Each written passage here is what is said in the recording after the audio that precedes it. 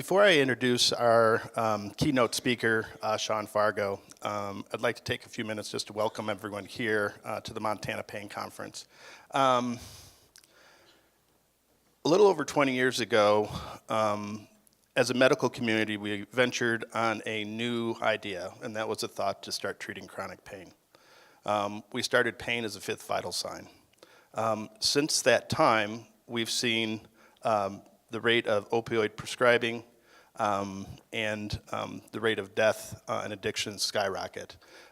Right now in the US, we consume 80% of the world's global pharmaceutical opioid supply, and we consume 99% of the world's hydrocodone supply.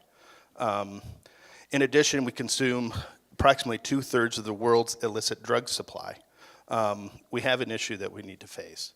Pain as a fifth vital sign, I think, started as a very noble cause. I think pain is something we need to be addressed, and it's something that needs to come out in the open. But pain is a different vital sign than all the other vital signs. It's very subjective and not objective. When I think of other vital signs such as temperature, I have a thermometer I can measure, and that temperature is very accurate from patient to patient, and it's always consistent. I have a sphygmomanometer. Try saying that in the morning before you've had a cup of coffee. But I have a way to measure blood pressure, and it's accurate, and it gives me ideas, and it goes across the spectrum. I have pulse oximeters, which help me monitor a patient's oxygen saturation, which I can actually address and kind of is consistent across. Pulse rate, very easy to identify and objectify. Respiratory rate, easy to objectify. Pain is different. What a 4 is for someone is a 10 for another one, and we have yet to find a way to accurately measure pain. I bring that up because pain is also different in that for the other vital signs, we have treatments that are proven. For temperature, we can give someone Tylenol, we can give someone ibuprofen, we can find out the underlying cause of their temperature. Is it an infection? We treat it with an antibiotic. Is it an inflammatory state? We treat it with a steroid. We have means to treat that. For low oxygen saturation rates, we have proven treatments. We have bronchodilators to help dilate the bronchial tubes. We have oxygen, which we can give to help improve that.